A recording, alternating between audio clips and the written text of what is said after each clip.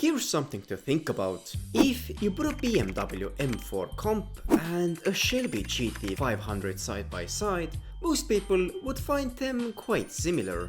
However, for us, the car guys, we know that these two couldn't be more different in their cultural DNA. One represents the Midwest's industrial prosperity, born in Detroit and baptized in gasoline, the so-called unapologetic embodiment of American excess, while the other one comes from a Bavarian heritage of masterpieces, calculated with ultimate precision, the true representation of the German meticulous engineering superiority. You see, this is one of the debates that never seems to end. Messi or Ronaldo, Nike versus Adidas, and of course, the Germans versus the Americans.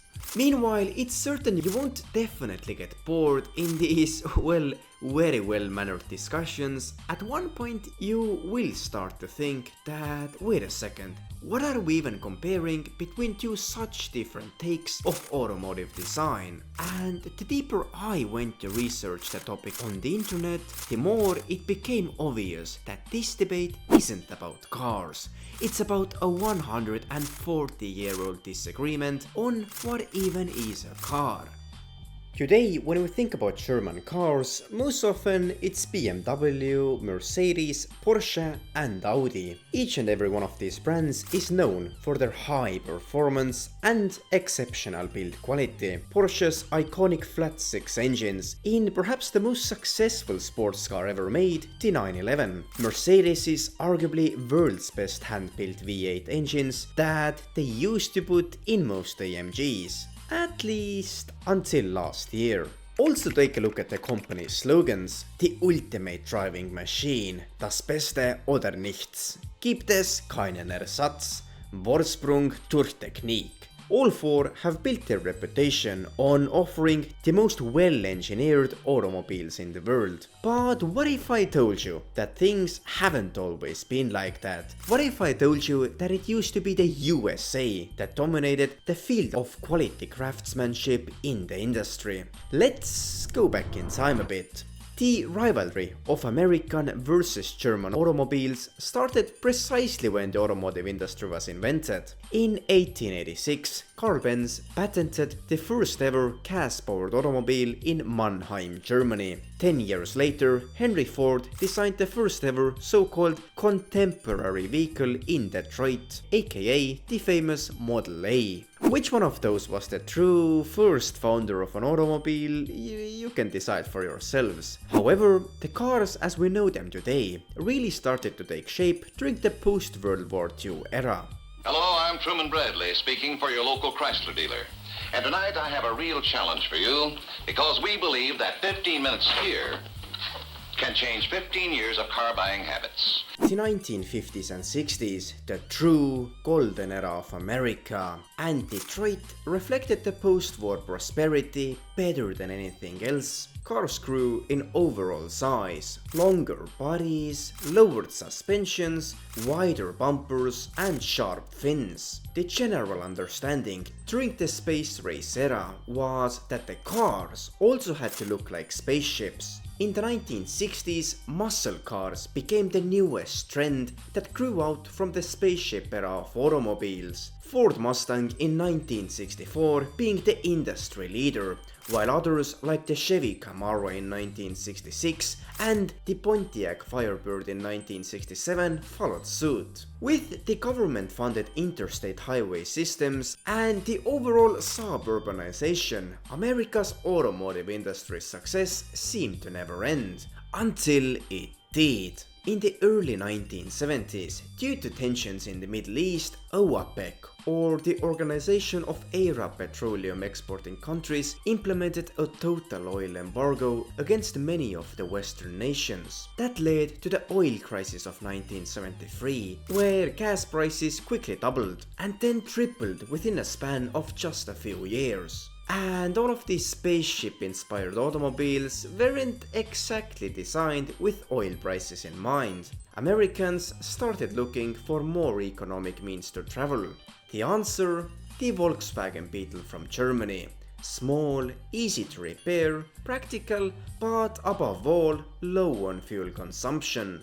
Let's go back to the post-war time again. While the late 1940s and 50s were a time of prosperity for the US, Germany was split in half and very slowly recovering from the war. Most of the pre-war car factories were closed and the equipment was sent to the West or to the USSR as war reparations. So most German car companies, be it Mercedes, BMW or Porsche, had to start from scratch. And unlike the Americans, the Germans didn't have the means nor the materials to build huge shining spaceship automobiles. Instead, they started focusing on what they had: engineering knowledge. As they were restarting their automotive industry, which had prior been formed to support the German war machine, the companies started with designs from the pre-war era, so they were at the start around 10 years behind the Americans already. Most of the struggle was about the economics of the industry at the time, not about the lack of engineering capability.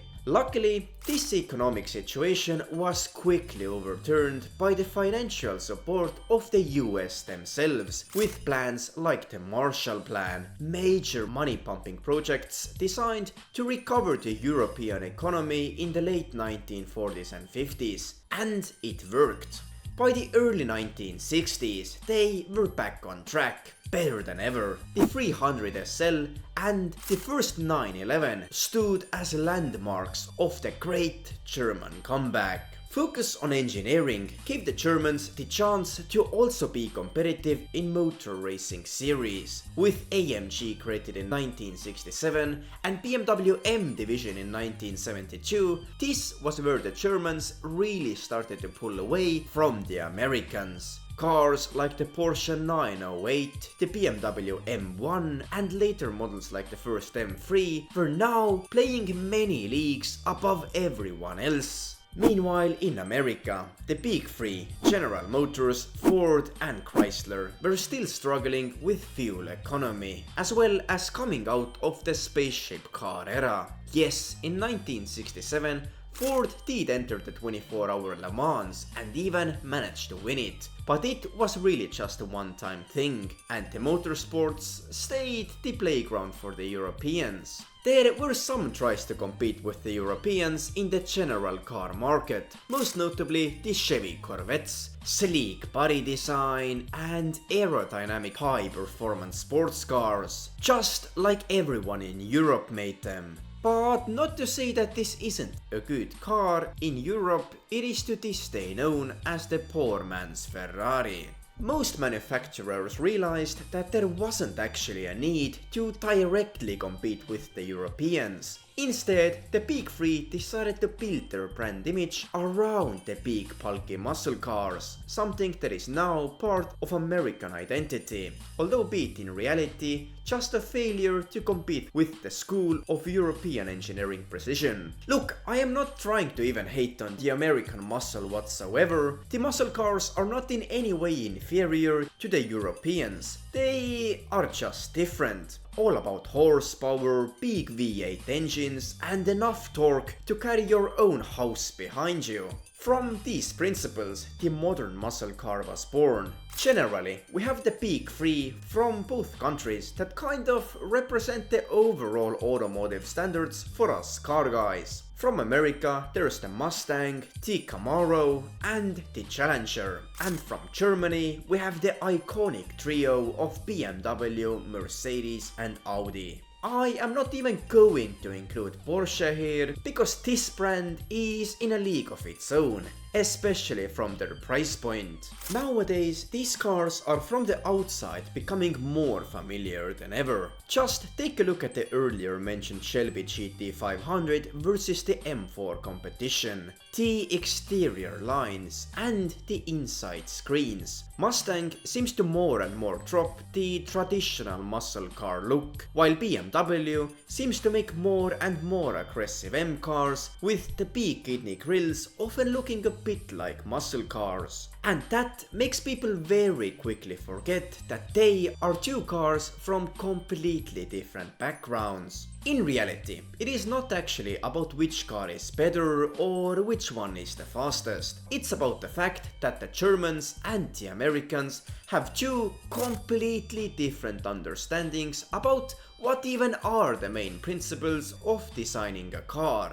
The principles that originate from different economic situations during the post-war period. One says that the bigger, the louder and the wider, the better, while the other one argues that it is all about precision engineering and taking the most of what you can get from smaller inline 6 or handcrafted V8 engines. Now, if you would ask me which one I would pick, the answer is very quickly going to be the Germans, but I am also a BMW driver, so I am totally being biased here. Although I would choose the German engineering miracles, then I also 100% understand the hype behind the American muscle cars. At the end of the day, cars very much shape our own identity. It's something that we grew up with. Something that is deep inside us. And if you grew up in America alongside the muscle beasts, I understand that your principles on what a car should be are different from mine. And so it is better not to compare things that are quite literally incomparable. You can compare apples to oranges, as they say, but it just might be that the oranges are more in line with your own identity. Anyway,